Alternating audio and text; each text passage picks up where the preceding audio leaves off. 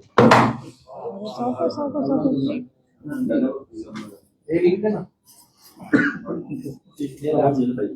मी ते क्रिएट केली पेजला आहे. चला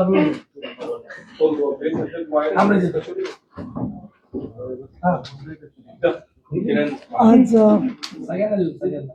महानगरपालिका निवडणुकीच्या संदर्भामध्ये आज अर्ज मागे घेण्याची शेवटची तारीख होती. याच्यानंतर चिन्ह वाटप होईल आणि आपण लवकरच 15 जानेवारीच्याकडे कूच करत आहोत. शिवसेनेचं युवाचं संपर्क कार्यालय आणि त्याचे आपले विभागीय नेते किरण साळी यांच्या कार्यालयामध्ये आपण जमलोय. इथे लवकरच आम्ही प्रचार साहित्य आणि कार्यकर्त्यांना संपर्क वाढवता यावा किंवा त्यांना या संदर्भामध्ये काही त्यांच्या या परिसरामधल्या काही अडचणी असतील तर त्याचं निराकरण करता यावं म्हणून या कार्यालयाचं उद्घाटन आम्ही लवकरच करत आहोत, उद्या किंवा परवा 2 दिवसामध्ये. दुसरं आपल्याला मला सांगण्यास अतिशय आनंद होतोय की आमच्या प्रचार मोहिमेचा शुभारंभ राज्य मंत्रिमंडळातले मंत्री महोदय नामदार उदय सामंत यांच्या उपस्थितीमध्ये दुपारी 12:30 वाजता हॉटेल सेंट्रल पार्क या ठिकाणी होतो आहे. आणि त्याच्या अगोदर आम्ही दगडू हलवाई गणपती या ठिकाणी जाऊन दर्शन घेणार आहोत. आमदार विजय शिवतारे, महानगर प्रमुख रवींद्र धंगेकर, शहर प्रमुख नाना भानगिरे तसंच बाकीचे पदाधिकारी किरण साळी सगळेजण उपस्थित असतील. शिवसेना महिला आघाडीच्याही पदाधिकारी त्या कार्यक्रमाला उपस्थित असतील आणि तिथे आम्ही प्रचाराचा शुभारंभ करतोय. त्याखेरीज टेंटेटिव्हली 9 तारखेला माननीय एकनाथजी शिंदे यांचं पुण्यामध्ये आगमन होणार आहे. याखेरीज शनिवार आणि रविवारमध्ये कार्यालयांची उद्घाटनं त्याचबरोबर रॅली याची सुद्धा सुरुवात मी स्वतः करणार आहे. आणि बाकीच्या भागातून म्हणजे इतर आमचे आमदार अनेक जणांनी वेळ काढून आमच्यासाठी म्हणून वेळ देण्याची तयारी दाखवलेली आहे. त्यांचा देखील कार्यक्रम लवकरच जाहीर होईल. आज अर्ज माघारी घेण्याचा दिवस होता, त्यामुळे काही अर्ज ज्यांना एबी फॉर्म दिलेले आहेत त्यांनी परत घेतलेले आहेत. त्यामुळे अंतिम यादी अजूनही आपल्याकडे आली नाही आहे. परंतु माझा अंदाजाने मी आपल्याला सांगू शकते आणि साधारणपणे 1 तासामध्ये आमच्याकडची यादी तुम्हाला आम्ही सगळ्यांना व्हॉट्सअपवरून पाठवून देऊ. पण 123 उमेदवारांचे आम्ही फॉर्म भरलेले होते, त्यापैकी एक साधारणपणे 12 जणांनी पाठीमागे घेतलेले असावेत जास्तीत जास्त. त्यामुळे 110 पर्यंत शिवसेनेचे उमेदवार, तुम्ही जो आकडा तुम्हाला पाहिजे होता, काय नक्की आकडा आहे तो आता 110चा किंवा 111चा असं धरा तुम्ही. तर त्या दृष्टिकोनातून तिथपर्यंत आता काही लोकांचं काही अजून अडचणी असतात, पण काही अजून उमेदवार पुरस्कृत व्हावे असं म्हणून पण खूप प्रयत्नात आहेत, जेणेकरून साधारणपणे आम्ही 14 ठिकाणी पॅनेल पूर्ण झालेली आहेत. अन्य ठिकाणी बरेचसे माजी नगरसेवक किंवा उमेदवार यांनी संपर्क केलेला आहे की आम्हाला पुरस्कृत करा. त्याची पत्र आम्ही दिलेली आहेत, ती देखील चित्र आपल्याला स्पष्ट होईल. आमच्या सगळ्या उमेदवार जे आहेत त्यांची ओळख त्या एक जणी करून देतील प्रभागाची आणि मग आपण प्रश्नोत्तर करूया. सांगत आहे मी सुषमा अजित ढोकळे, प्रभाग क्रमांक 29, डेक्कन जिमखाना, हॅपी कॉलनी. मी मंगल पवार, प्रभाग 12, मी पल्लवी गारजी, प्रभाग 31, मयूर कॉलनी, कोथरूड. मी विशाल डोंगरे, प्रभाग क्रमांक 12, मॉडेल कॉलनी, शिवाजीनगर. जय महाराष्ट्र. मी विशाल दिलीप पवार, प्रभाग क्रमांक 12. या भागातलेच काही जण बोलायला. युतीचं काय झालं शेवटपर्यंत? निर्णय काही झालाच नाही का? तुमचे 110 उमेदवार जवळपास लढणार आहे, चर्चा झाली की नेमकं काय घेतलं? आता आपल्याला चित्र स्पष्ट आहे की आम्ही इकडे वेगवेगळे लढणार आहोत. महाराष्ट्रामध्ये अनेक ठिकाणी महायुती झालेली आहे, ही आनंदाची गोष्ट आहे. ओव्हरऑल महायुतीचं वातावरण आमचं आहे. परंतु पुणे शहरामध्ये आणि पिंपरी चिंचवडमध्ये सुद्धा आणि बाकी काही अन्य ठिकाणी, नाशिक आहे किंवा सोलापूर आहे, या ठिकाणी युती स्थानिक पातळीवरती होऊ शकलेली नाही आहे. आणि त्याच्यामुळे युती काय झाली याच्यापेक्षा या संदर्भामध्ये आमचं जे काही भूमिका आहे किंवा अजून काही प्रश्न असतील त्याच्यातला तपशील तर ते माननीय उदय सामंत उद्या येतील तर ते स्पष्ट करतील. आणि वारंवार तुमच्याशी बोलून हे स्पष्ट केलेलं आहे की आमचा शेवटपर्यंत प्रयत्न होता की आमच्या ज्या अग्रक्रमाच्या जागा आहेत त्या अग्रक्रमाच्या जागा आम्हाला मिळाव्यात आणि त्याच्यापैकी सुद्धा काही जागांवर तडजोड करण्याची आमची तयारी होती. आम्ही तुम्हालाही सांगितलं होतं की 25 जागा आम्ही दिलेल्या आहेत म्हणून, परंतु त्या संदर्भामध्ये काही प्रगती न झाल्यामुळे आम्ही हे निवडणूक आम्ही लढवतोय. याच्यामध्ये कोण बरोबर आहे का कोण चूक आहे याच्यापेक्षा सुद्धा जे स्वतःला मोठा भाऊ म्हणून घेतात त्यांची थोडी जास्त जबाबदारी असते असं मला वाटतं. तरी आम्ही शिकस्त केली चर्चेची शेवटपर्यंत, परंतु त्यातून तोडगा निघालेला नाहीये. परंतु पुण्याच्या विकासासाठी माननीय एकनाथ शिंदे यांनी जो शब्द दिलेला आहे तो शब्द त्यांनी निवडणुकांच्या आधीपासून सुद्धा त्याची परिपूर्तता केलेली आहे. आणि त्या दृष्टिकोनातून आमचा वचननामा किंवा शब्द शिवसेनेचा अशा प्रकारे तो देखील पुढच्या 2 ते 3 दिवसामध्ये प्रकाशित होईल, एवढं मी आपल्याला सांगू शकते. तुम्हाला काही सगळ्या प्रश्नांची जवळजवळ उत्तरं तुम्हाला माहिती आहेत, परंतु तुम्ही काही विचारलं तर मी त्याची उत्तरं माझ्या अखत्यारीत जी असतील त्याची उत्तरं देईन. महानगरपालिका निवडणुकीमध्ये आता शिवसेना विरुद्ध भाजप विरुद्ध अजित पवार यांचे राष्ट्रवादी असा सामना महायुतीमध्येच आता रंगताना होणार आहे. तर मग तुम्ही काय मुद्दे घेऊन मतदारांसमोर जाणार आहात? कारण की तुम्ही सुद्धा राज्यामध्ये सत्तेमध्ये आहात, पण पुण्यामध्ये काय झालेलं नाहीये किंवा काय करायचंय? ते या संदर्भातले सगळे मुद्दे जे आहेत ते आमच्या वचननाम्यामध्ये येतील. परंतु आज नगरविकास विभागाने जे अनेक कार्यक्रम या पुणे शहरासाठी घेतलेले आहेत, निधी दिलेला आहे, त्याचबरोबर हॉस्पिटल्स असतील किंवा वाहतुकीच्या प्रश्नावर बैठका घेऊन चांदणी चौकासारख्या ठिकाणची वाहतूक कोंडी सोडवण्यासाठी केलेले प्रयत्न असतील, मुंबई पुणे द्रुतगती मार्गाने प्रवास व्हावा या दृष्टीने केलेले प्रयत्न असतील, क्लस्टर डेव्हलपमेंट, म्हणजे मी हे मुद्दे असण्यापेक्षा जे आम्ही करण्याचा प्रयत्न करतोय ते सांगते. त्यामुळे ती संकल्प सिद्धी ज्याची होत आली आहे किंवा संकल्प पुढे नेलेत त्या संदर्भात बोलायचं झालं तर घरांचा प्रश्न, त्याचबरोबर शहरामध्ये शहराचा विकास होणं, वाहतूक कोंडीमधून मुक्तता होणं, अपघात कमी होणं, या पुणेकरांच्या ज्या मुख्य व्यथा आहेत त्याच्यामध्ये अनेक अजून सुद्धा गोष्टी आहेत. पर्यावरणाच्या संदर्भात आपण बघतोय की ज्याला वेताळ टेकडीच्या संदर्भामध्ये बांधकाम चालू होतं त्यावेळेला सुद्धा एकनाथ शिंदे नगरविकास मंत्री म्हणून त्यांनी त्याला स्थगिती दिलेली होती. आणि त्यामुळे टेकड्यांचा प्रश्न असेल, पर्यावरणाचा प्रश्न असेल, याच्यामध्ये अधिकाधिक सामान्य नागरिकांना फ्रेंडली किंवा त्यांच्याशी मैत्रीपूर्ण वातावरणाचं हे शहर व्हावं. आणि पुणे ही सांस्कृतिक राजधानी आहे आणि त्या सांस्कृतिक राजधानीमध्ये ज्या ठिकाणी आपण बघतो की मंदिरांची जागा बळकावण्याचे प्रकार होतात, ही संस्कृती काही योग्य नाही आहे. आणि त्या दृष्टिकोनातून प्रत्येकाचं स्वातंत्र्य राहिलं पाहिजे. त्याचबरोबर कुठेही भूखंडाचं श्रीखंड, आता श्रीखंड म्हणणं चुकीचं आहे खरं तर, पण भूखंडाच्या श्रीखंडाच्या आम्ही पूर्णपणाने विरुद्ध आहोत हे देखील चित्र स्पष्ट आहे. तर तुम्ही आता म्हणाले पुणे सांस्कृतिक राजधानी आहे, मात्र आता पाहिलं असेल अनेक गुन्हेगारांना कुख्यात गुंड बनवून घेतात, अशा लोकांना राष्ट्रवादी काँग्रेस असेल त्यांनी भारतीय जनता पक्षाने देखील उमेदवारी दिलेली आहे. अशानं पुणे शहर गुन्हेगारी मुक्त कसं होणार? गुन्हेगारी युक्ताच्या दिशेने वाटचाल चालली आहे. मला असं वाटतं की संत तुकाराम महाराजांनी म्हटलेलं आहे की बोले तैसा चाले त्याची वंदावी पावले. त्यामुळे मतदारांची पावलं आज आम्ही वंदन करतोय निवडणुकीच्या निमित्ताने.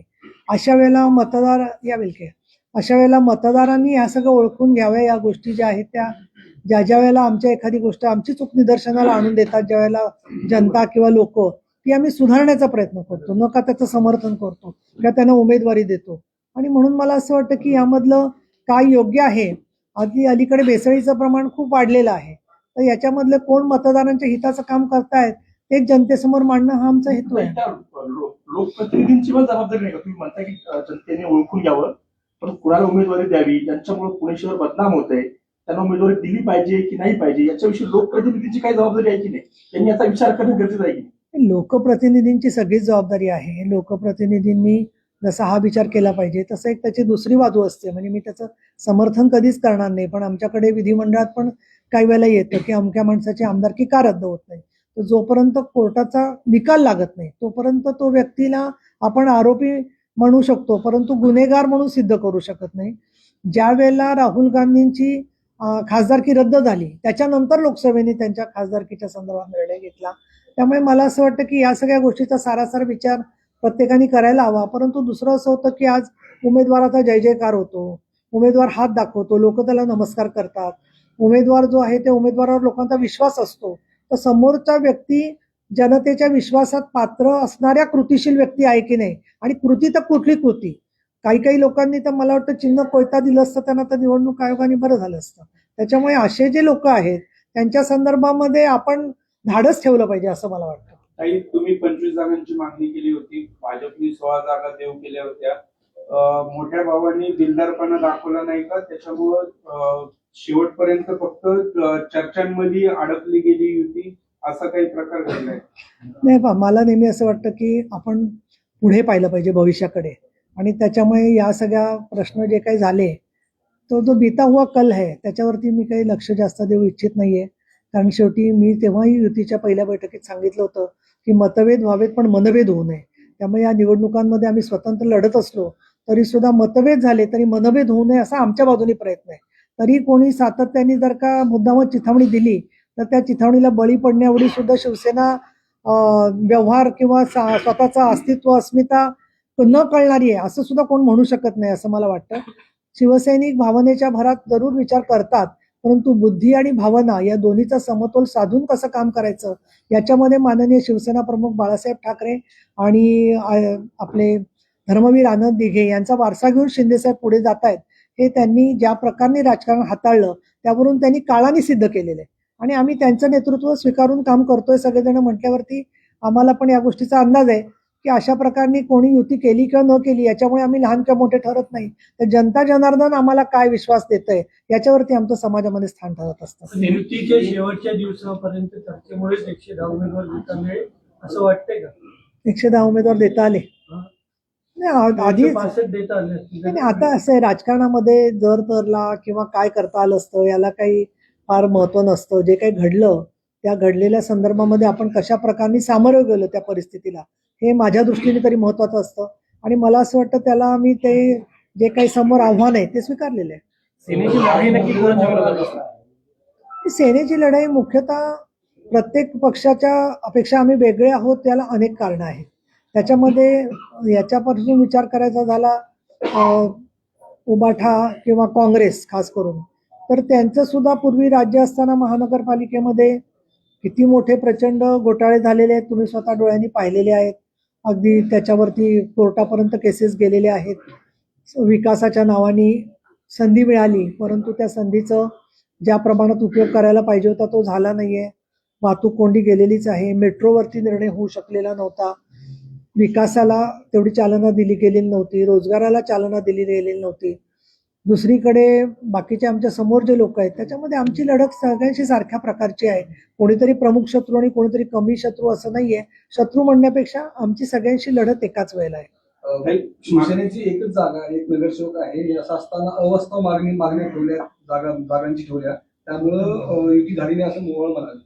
अवास्तव मागण्या केल्यात का? मी असं म्हणेन की मला त्यांच्यावर काही भाष्य करायचं नाहीये कारण तेच इथे होते महापौर. त्यामुळे पुण्याच्या परिस्थितीला तेच जबाबदार किती आहे त्याचा त्यांनी स्वतः विचार करावा. कारण सगळं सतत सलगत सत्ता व्यवस्थित 90-92 लोकांनी नगरसेवक निवडून दिलेले होते आणि त्याच्यामध्ये लोकांनी विश्वास टाकला तो त्यांनी किती सार्थ ठरवला याचा त्यांनी विचार करायला पाहिजे. तसंच या निवडणुका 8 वर्षांनी होत आहेत. त्याच्यामध्ये बरंच पाणी पुलाच्या खालून आणि वरून वाहून गेलेलं आहे. 2019 ते 21 पर्यंत मवियाचं सरकार येऊन गेलेलं आहे. त्याच्यानंतरच्या काळामध्ये आमचं एकत्रित सरकार आहे. तर अशा वेळेला आमची ताकद एकत्रित शिवसेना होती तेव्हा 2014ला विधानसभा आम्ही लढलो त्यावेळेला आम्हाला मिळालेल्या जागांपेक्षा शिंदे साहेबांच्या नेतृत्वाखालील शिवसेनेला 60 जागा मिळालेल्या आहेत. आणि तुमच्याचपैकी आमचे अनेक मित्र लोकसभेच्या वेळेला तुमच्या संख्या 5 होईल का 4 होईल विचारत होते. आता मी सगळ्यांना आठवण करून देणार नाही ती कारण वाईट आठवण करून देणं बरं नसतं. पण आम्हाला खात्री होती की आमच्या चांगल्या जागा येणार.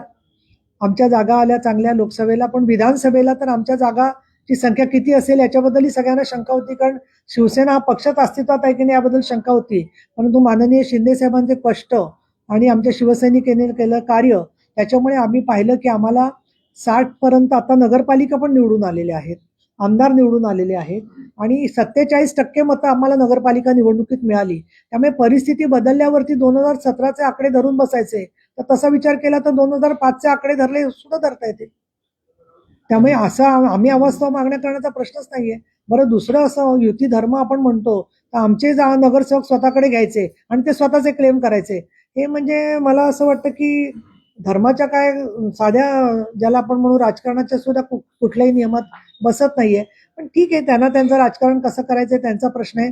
अवास्तव मागणी म्हणजे 0 का 1 एवढ्याच पुरतं त्यांचं जर का दातृत्व होतं मोठं तर मला असं वाटतं आम्हाला दातृत्वाची गरज नव्हती. आम्ही सन्मानाची मागणी करत होतो आणि तो सन्मान आम्हाला जागांच्या माध्यमातून देण्यामध्ये आमचं हे झालं आम्हाला योग्य ते समाधान झालं नाही. भाजपला तुमच्याबरोबर पहिल्यापासून युती करायचीच नव्हती शिक्कामोर्तब झालं असं म्हणतात की सुरुवातीपासून नुसतं मीटिंग चर्चा बैठका, कारण तुमची जी मागणी होती सुरुवातीपासून तेवढीच होती. तुम्ही आम्हाला प्रस्ताव दिला 25 जागा होता, द्या. 2 दिवस झाले. आता कोणाच्या मनामध्ये काय होतं आणि काय नाही हे सांगणं फार अवघड आहे, कारण आमचा फडणवीसांवर विश्वास आहे. फडणवीस आणि शिंदे हे या दोघांनी जाहीर केलं होतं की युती होणार, त्यावर आमचा विश्वास होता. त्यामुळे त्याच्यात कोणी जर का खो घातला असेल किंवा काय केलं असेल ते त्यांना माहिती, आम्हाला माहित नाही पडद्याआड काय झालंय ते. पुण्यातील एकीकडे तुम्ही- काल आता असं म्हटले की पुण्यातील नेत्यांना पुण्यातील नेत्यांना नाही, चुकवलं. एकेकांना- काय पुण्यातील भाजप नाही नाही, आता तुम्ही मला एक सांगा की तुमच्या वाहिनीवरती काय आहे ते तर दुसऱ्या वाहिनीच्या मनात काय आहे मी कसं सांगेन? मला नाही सांगता ना त्यांच्या मनात काय होतं. सातत्याने प्रयत्न करत होता ना. नाही, सातत्याने आम्ही प्रयत्न केले, त्यांच्या बाजूने पण प्रयत्न चालू होते, परंतु ते प्रयत्न कुठेही त्याला काही दिशा नव्हती आणि त्या प्रयत्नांच्या मध्ये सुधारणा होत नव्हती, ही वस्तुस्थिती आहे. 165 पैकी फक्त 15 जरी 16 जागा घ्या, मग ही युती कसली? आणि तुमची 25 ची मागणी होती, म्हणजे 10 जागा तर फक्त जास्त होत्या ना तडजोड करायला. आता काय माहितीये का, राजकारणामध्ये असो किंवा कुठेही असो, कोणाचं काय मनामध्ये आहे हे लक्षात घेऊन ही चर्चा आपण अशी अगदी निवडणूक होईपर्यंत करत बसू शकतो. परंतु मला असं वाटतं की ज्या वेळेला आपल्याला युद्धाला जायचंय किंवा परीक्षेला जायचंय तर आपण कृतीकडे जास्त लक्ष दिलं पाहिजे. आणि इथे मला याची आठवण येते त्यामध्ये की श्रीकृष्णाने जसा मांडलं होतं, म्हणजे ते श्रीकृष्ण आहेत तिथे आहेत, आम्ही कोणीच नाही आहोत, ना अर्जुन आहोत ना कोणी आहोत. पण अशा वेळेला जे आमचं कर्तव्य आहे ते पूर्ण करणं हा आमचा राजकीय धर्म आहे आणि आम्ही तो पूर्ण करणार. राष्ट्रवादी सोबत बैठक झाली होती तर पुढं त्या संदर्भात काय? आता काही झालं असतं तर तुम्हाला पहिलं कळलं असतं. तुमचे 110 पण राजकारणात सगळ्यांशी संवाद असतो, त्याचं काही नाही. शिवसेना 110 जागा लढवणार हे निश्चित. आता निश्चित म्हणजे आता आजच्या माघारीचं मी तुम्हाला सांगितलं, त्यातला एक कमी जास्त झाला तर लगेच हा कसा कमी झाला असा प्रश्न मला विचारायचा नाही. या अटीवरतीच सांगितलं मी तुम्हाला की 1 तासाने मी तुम्हाला यादी परत चेक करून पाठवते.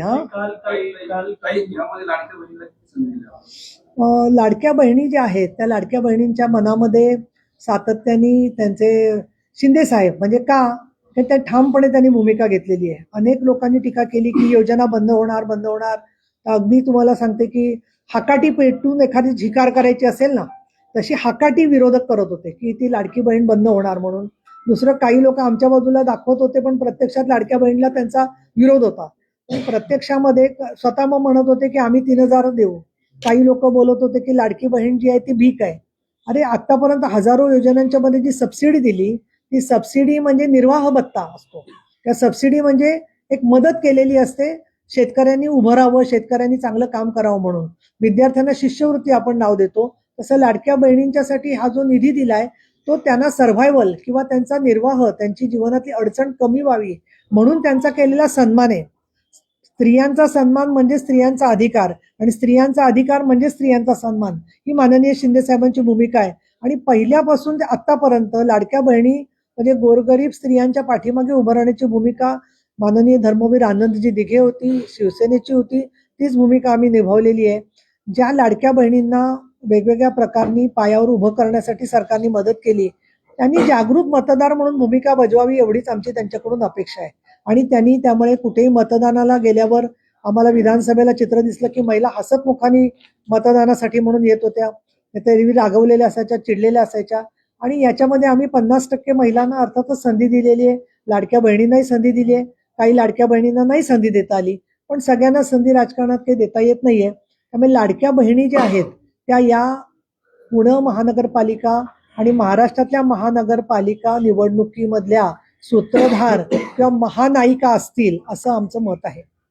2 दिवसापूर्वी आपल्या एका उमेदवाराचा फॉर्म गिळला होता असा एक प्रकार समोर आलेला होता.